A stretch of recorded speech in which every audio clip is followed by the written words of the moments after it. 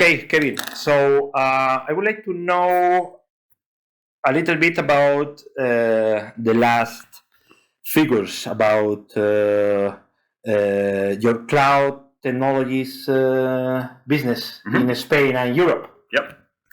Okay. Sure. So you probably know about Infor that we are, like many companies, kind of going through the transition from on-premise systems to cloud systems. And as I'm sure you're aware, you sort of look at the hierarchy of application technologies. The simpler applications went to the cloud first. So think of CRM or HCM, where it's a much easier application, and those moved very, very quickly. ERP has probably been the slowest to move to the cloud, I think, of any application. That's widely accepted.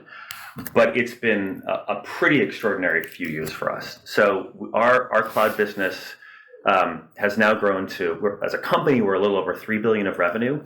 But the cloud business now is well over $1 billion, been growing at 30% plus over the last few years, and taking a ton of market share. So it's been really, really great success for us. I would say, as it relates to geography, again, we're a little bit of a unique company in that we're based in the US. But if you think about our core products that we rewrote into multi-tenant SaaS, two of the three, because we have three multi-tenant systems, were actually Europe-based systems. The original Bond and LN in the Netherlands, and the Intentia M3 in Sweden. And so we have a huge number of customers, R&D teams in Europe. So it's a big focus for us. You also are sure aware that Europe was probably a couple of years behind the US as it relates to moving to the cloud, but that's really picked up. Our growth rate in Europe has been, we're just going through numbers, but closer to 40% annual growth. And I think the revenue growth's well above that because it's been accelerating. And so we're seeing a ton of traction all across Europe, in particular where we focus in manufacturing industries. Okay, what are the arguments that you give to your clients to change to the cloud? What are the main arguments? There are many. The first is always just business value. That's what we're in the business of delivering as value. And we focus on manufacturing, so we're very, very laser focused. We don't write products to try to solve every problem. They're very specific to automotive and aerospace and defense and industrial manufacturing and food and beverage. So we go into those industries, and all of them that I mentioned and most other industries, there's just been such an extraordinary amount of change in the way that companies do business, the agility that they need to have. And the old way of deploying ERP that was on-premise and heavily customized and very rigid, it just hasn't given companies the agility to navigate these crazy times that we're in. And so as they look at our cloud solutions that are built for industry, we're putting updates in the solutions literally every month. So instead of waiting for a big upgrade, there's this constant, steady drumbeat of innovation that's driven for those specific end industries by what's happening. That's what drives a lot of the outcome. We're also one of the largest AWS partners. And so it's not just the application itself, but it's also what's possible with data as a result. And so it's not just is there more agility around processes, but there's also a lot more insights, a lot more value that can be derived from all of the essential data that sits in these critical systems. So that's kind of where it usually starts. I think there's been one other big change that's probably more pronounced in Europe. The reason that I think cloud was much slower to evolve here were all of the concerns about data residency. And customers, in particular in Europe, wanted to make sure that their data was in their country, and even the idea of it being in the country, but being in a third party, there was a lot of hesitancy. I feel like that's really flipped because security has become so much more important. And the number of cyber attacks that on-premise customers are experiencing and the business disruption is huge. So the ability to sit on a platform that is, AWS spends $50 billion, I think, in R&D. So the security there is extraordinary. We focus, work very closely with them. We handle all the security for all of our customers, and it's so much better and stronger than anything that's possible for a company to manage on their own. And so I feel like that both what can be done with data, but also then the security and safety of that data has flipped the script, which I think there's so much growth in Europe, and it's compelling to get to the cloud. So your main hyperscaler partner is Amazon. So you only work with Amazon? Only work with Amazon. Okay, in all the world, I mean, in the whole world. In all the world. And we work very, very close. It's a big differentiation because we work very, very closely with them from the beginning. We've always been one of their largest partners in the world. And that's allowed us to do a lot of things technically that are really, really compelling. And things like security are just that much tighter because of the partnership that we have. Okay. I have a question for you about SAP. I mean, how do you compete with SAP? I mean, how do you combine or argument to a client who is using SAP, maybe the old version of SAP, okay, the on-demand version, yes, to change to Infor? And because I don't know in the States, maybe the figures are different, but here in Spain at least, SAP has a strong position, you know. So I wonder, how do you compete with some strong competence as SAP? Yeah, no, it's a great question. I think a couple things to remember. One is, you go way back in time and look at when we went from mainframe to client server. There were some very, very large mainframe companies that led the industry that were disrupted and no longer exist today. Because that transition to technology usually results in a pretty material change in leadership because you have to abandon sort of old ways. And so if you take that a level deeper, what we offer is massively different than what SAP offers.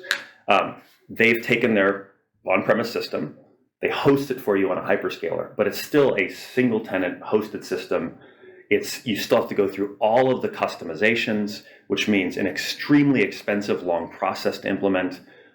Your upgrades in the future are going to be that same old process of every few years you got to go through an extremely expensive, risky set of outcomes. It's almost to change to a new ERP. Yeah, every few years, and so it's the same old product, same old technology, just hosted on a hyperscaler.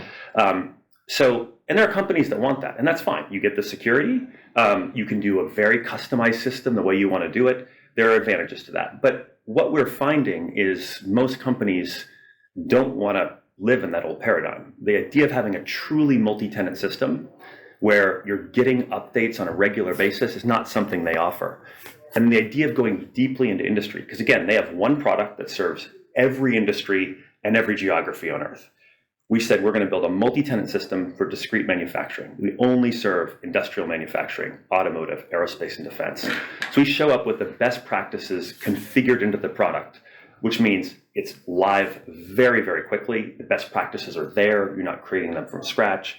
It's a completely different experience. And so I think when people really compare product and approach and technology, they're completely different options. And again, SAP is a great company. For some people, they want that ability to be customized. They don't want the industry specificity or best practices. But for most companies, getting to best practices, unifying systems, having the most kind of compelling data models, and then getting that constant feed of innovation is a compelling proposition that they don't have.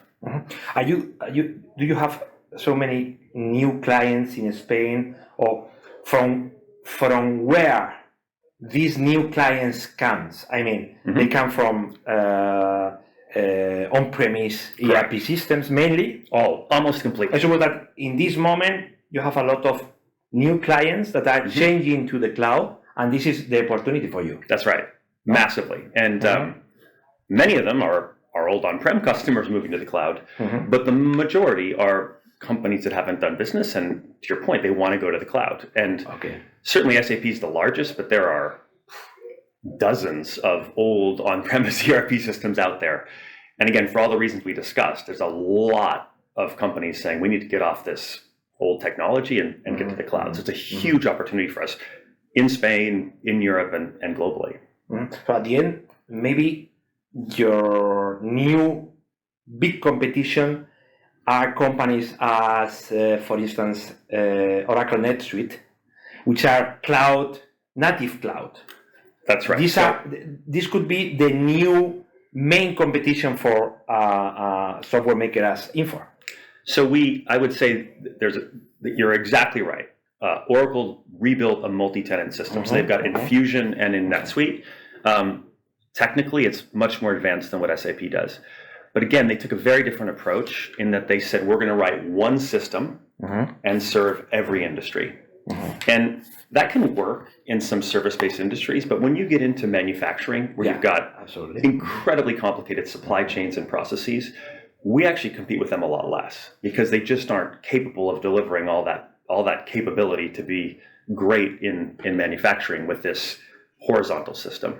So I would say we compete more with SAP than we do Oracle, but for very different reasons. Okay, so multi-tenant and verticalization of the product. That's the two main. That's exactly right. No? You've nailed it. And that means we can implement way faster. We can get the time to value, like they're getting the value quickly. The risk is far less, and then that innovation continues. It's more competitive. To go to the cloud. That's right. Absolutely. Much more competitive. Then again, because if you look at ERP, everyone's scared to death to change ERP. So, and that's because they're horror stories, because it can take years. And, you hear about these billion-dollar write-offs and that's what the idea of being industry specific and best practice focused is. We can de-risk that, which is much less expensive and much less risky. And so that's why the value is compelling. Okay, I want to change to the EAM. Yeah, it's okay. That's right. EAM. You got it. Yeah. Okay. You had a strong presence. Now you have sold this division or this department to Hexagon. Yep. Okay. For instance, in Spain, Infor EAM was I think it was the first in the market. Yep. More or less. Okay. Why do you sell this very interesting software division? Yeah, no, it is a phenomenal product and without question the market leader. There were two primary reasons. One is we have a view. Obviously we're very focused on a few industries, and we felt like we needed to really focus on ERP and the products that sit around ERP in those markets. And when we looked at asset management, well, it's a great business. It's sold to a different department. It's not typically part of an ERP sale. So it was kind of a great business that didn't fit perfectly with us. But then the second piece was, if you think about managing assets, there are two sides to it. There's the asset management. So we store all the different activities around the assets themselves and all the maintenance and have all the core records for that. But there's also all the kind of strategic asset intelligence, which is the sensors on the machines themselves, all the insights from that. It felt to us like that market is probably coming together. So we had a couple of options. We could try to develop or go buy some things in this intelligent asset area, but again, it's not what we're great at. And Hexagon, who was actually our owner, Coke, is a big customer. They really focus on this intelligent asset side, but don't have asset management. So it's kind of a perfect outcome to say. And remember, we kept a big share of the overall, our big shareholder in Hexagon, because we said, let's put these together and have a great partnership where customers can have access to then this combined system. We've got the technology integration so that it can still work well together, but we bring really experts to play here versus trying us to manage both. So it's been a great outcome for customers, for the product. So it's gone quite well. Okay. I would like you to explain me what are your main sectors or industry sectors, both in Spain and Europe. Sure. What are the sectors in which you are stronger? I suppose that manufacturing is one of them. Yeah. But maybe in manufacturing you can explain me discrete, pharmacy or whatever. Yeah, because we don't. Being industry specific, manufacturing, you don't go into somebody and they say, I'm a manufacturer. Yeah, absolutely. And it gets really focused because, for example, food and beverage is an area we focus. You go see a dairy or a beer maker, they don't say, I'm in food and beverage. They say, I'm a brewery. And so here are the areas we focus on, but it is very sub-vertical. So food and beverage, again, with a lot of sub-verticals and a lot of capability on both sides of that equation. Automotive, both OEMs and tier one suppliers. We've got some great customers in that area. Industrial manufacturing, which is an area that we spend a lot of time in. Distribution, which is been an area of great strength in the US that's really taken off here. Again, for all the reasons we discussed around industries changing so quickly in supply chain. And so that ability to do distribution is so important. And then fashion. People don't know it, but most of the major kind of tier one luxury brands use Infor. And again, it's because that manufacturing process of color, size, style, that number of attributes is really, really complicated. And this is the supply chain. So those are the areas that we're most focused on across all of Europe and in Spain. All those areas are big focus areas in Spain. All these four areas are very, very strong in Spain. Automotive, food, beverage, maybe distribution is less, but fashion also. Could you explain me, what do you have here in Spain, in Barcelona? I mean, what departments and what are your plans for your offices here or your people here in Barcelona or in Spain? So we love Barcelona. We actually, interestingly enough, a few years ago, we said, okay, we need to find a place where we can bring early talent from all over the world to help train them on our products and our industries, have entry-level jobs, and let's try to do it in one location because we can probably do a better job of training people and making it possible. And we did a lot of research, and Barcelona seemed like a good choice. Well, let's experiment. Let's try Barcelona. So sure enough, we went out to recruit, and no surprise, everybody from all over Europe would love to go work in Barcelona. And so it's been a huge success. I think we have 300 and something employees. We've built it up over the years. We've got everything from marketing teams to sales teams to services teams. It's I think our second or third biggest office in Europe. So it's very, very large. The only downside is, the idea was come here, learn Infor products, spend a couple of years, and then you'll get a promotion, and then you can go back to kind of your home country and work on site with customers. No one ever wants to leave. So literally it's hilarious because people are like, I'm never leaving Barcelona, which has actually been great because we've been able to, especially in the post-COVID world, say, fantastic, you can do most of this remote anyway. You can just fly into country when needed. So it's been a big, big asset for us, and we're continuing to expand very rapidly here. So it's a very important place, which is why I come here probably every 6 months or so. Okay. Do you have some kind of, in this same line, do you have some kind of partnership or relationship with universities and oh, absolutely. What is your strategy here? Yeah, and so again, it's a very big location, but we recruit from all over Europe for it. And we kind of, the way we think about Europe is we call Southern Europe, so Spain, France, and Italy. And so we recruit folks from all three of those countries at local universities that specialize usually in kind of industrial manufacturing areas or things that are close to what we do, or obviously computer science. Central, so Germany, Austria, Switzerland. We recruit a lot of folks that move here from there. Northern, so Nordic countries and Netherlands, and then the UK. So it's a very, very pan-European recruiting strategy. And I actually we had gathering last night with everyone from the office, and I learned that about a third, a little less than that, are from Spain, and 2/3 to 75% are from all over Europe. So you have some kind of partnership or agreements with the universities. Correct. And they are training their alums with your software. Yeah, and then we recruit from them. So we've got regular cadence of meeting with students, throughout college, and then obviously having them join a couple times a year. Okay. What do you foresee for the BPM and RPA integration with ERP or combination with ERP? So that's an area, again, being very industry focused means those best practices, those processes, we go much further than do traditional vendors, in that we don't just say, we can do automotive. We say, here's the accounts payable process. Here are the 2 or 3 best practices in automotive. And we're not only going to pre-configure the software for that, because we've done this so many times. We're going to show you visually kind of, here are the options. You can change those options. And our product configures, and then we're constantly running analytics to look at how efficient are those processes. And that's only possible because we just focus in a few areas to know the processes really, really well. So that's in our product already. And then that also makes RPA much, much easier because, again, as you probably see in the RPA market kind of like this, and those RPA companies have just kind of come down like this. Because the idea of having that separate from the core data and application probably doesn't make a lot of sense. And so, again, great partnership with AWS as it relates to data and capability. We're massively ahead of the game because we can ride on their R&D dollars.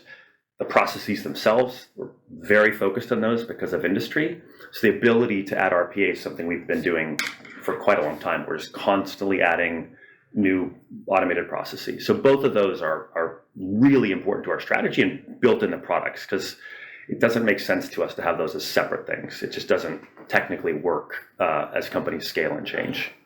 Okay, two last question. Okay. Sure. Yeah. Okay, we have 5 minutes. You are CEO of the whole Infor. Okay, so what is your opinion or what is your strategy for Latin America, Spanish America? Yeah. Because 50% of our audience comes from Latin America. So again, you have presence in, of course. in Infor. Absolutely. Yeah. And again, we're focused on manufacturing and there's a lot of it and more, and especially what's going on geopolitically. People are looking in Europe and the US for safe places to add manufacturing capacity, and Latin America's really on the top of many lists. So, and then again, think about our industry. So like automotive, there's already a massive amount. Yeah, exactly. So we've always been very focused on that market. It's very high growth for us right now. I would say Mexico and Brazil are probably where we've had the most success, but that's expanding. But it's very core to our strategy for sure. Have you visited Latin America? Oh yeah, of course. Yeah, absolutely. With Infor. Yeah, both personally. I have personally, but also many times with Infor for sure. I mean, again, and not just for Latin America-based companies. Most multinationals have a very large presence, and so it's really important when someone buys an ERP product to have that global coverage. So yeah, no, absolutely. We've got a large office in Mexico City. We have many offices. Brazil, of course, Argentina. So our Latin American leader actually lives in Chile. So we're okay. And the last question is about you or yourself. To know a little bit, have you been working before being CEO of Infor in Infor, or you come from another company? Or yeah, no, I started at Infor in 2002 when we first founded the company, when it was tiny, 20 million in revenue or 30 million in revenue. So it's been quite a journey for 20 years of. So you are an Infor man. I am, yes, through and through.